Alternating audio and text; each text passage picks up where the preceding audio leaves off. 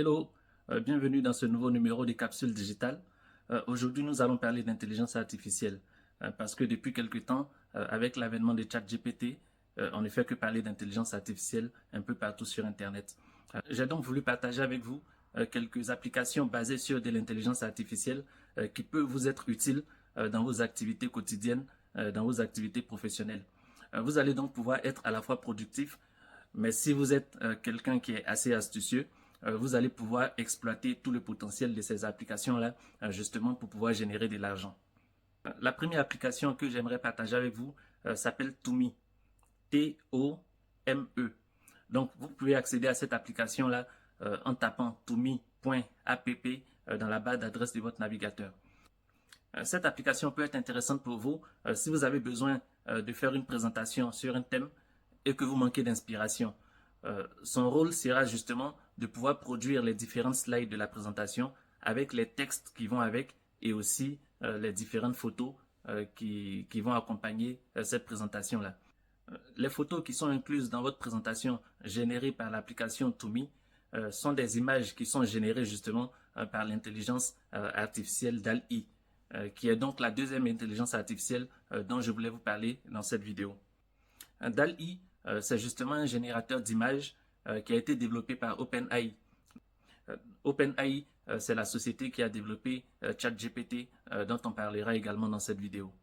Si vous avez besoin de générer des images libres de droit justement, vous pouvez exploiter l'application DALL-E. Il vous suffira simplement de donner une description de l'image que vous voulez et ensuite DALL-E va se charger de générer une image qui corresponde justement à la description que vous lui aurez donnée. Il y a aussi l'intelligence artificielle Synthesia qui permet de créer des vidéos à partir de textes. Son fonctionnement est également simple comme la plupart des intelligences artificielles dont on parle dans cette vidéo.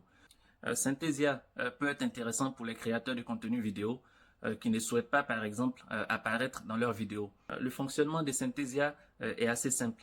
Il vous suffit simplement de lui transmettre le script de votre vidéo et l'intelligence artificielle va se charger de générer la vidéo. Donc, elle va générer non seulement le son qui correspond justement au contenu de votre script, et elle va également générer un avatar qui est en quelque sorte une représentation de la personne qui présente la vidéo. Ça peut être très intéressant pour les youtubeurs, pour ceux qui produisent des contenus vidéo sur Facebook et autres. Il y a aussi l'intelligence artificielle Runway, qui est aussi un générateur d'images, un générateur de vidéos. Mais la fonctionnalité qui m'a le plus intéressé justement au niveau des Runway, c'est qu'il a la capacité de pouvoir supprimer un objet dans une vidéo. Par exemple, vous avez fait une vidéo et dans cette vidéo, il y a un objet qui vous dérange. Généralement, quand vous êtes confronté à ce genre de situation, soit vous utilisez un logiciel de montage vidéo traditionnel, et je pense que ça peut être quand même assez compliqué de supprimer un objet tout au long de la vidéo. Runway vous permet justement, on va dire en 2 clics, le temps de sélectionner l'objet que vous voulez supprimer et ensuite valider, de supprimer complètement cet objet-là. Donc il ne va plus se retrouver sur toute la vidéo. Ensuite, la dernière intelligence artificielle que je peux vous recommander, c'est naturellement ChatGPT. On ne fait que parler de ça. Il y a d'ailleurs la version 4 qui est sortie et qui est beaucoup plus puissante que la version 3.5 que nous avons connue il y a quelques mois. Pour ceux qui ne le savent pas, ChatGPT est un agent conversationnel. Ça signifie que c'est une intelligence artificielle avec laquelle vous pouvez avoir une conversation. Vous avez donc la possibilité de lui poser des questions, toutes sortes de questions. En général, l'intelligence artificielle sera capable de vous donner une réponse correcte. Quand elle ne peut pas vous répondre, elle le dit également. Vous pouvez l'exploiter dans différents cas de figure. Par exemple, pour rédiger des articles de blog, pour connaître par exemple une recette de cuisine. Vous pouvez l'interroger aussi sur des événements d'histoire. Vous pouvez l'interroger sur des questions scientifiques.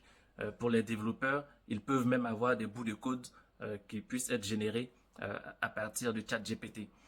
C'est un outil qui peut améliorer votre productivité.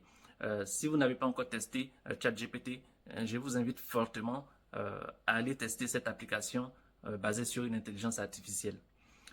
J'espère que cette vidéo vous sera d'une grande utilité. Si vous connaissez d'autres intelligences artificielles, n'hésitez pas à les partager avec nous en commentaire, de sorte à ce qu'on puisse aller les tester. Merci bien et à vendredi prochain pour un autre numéro de Capsule Digitale.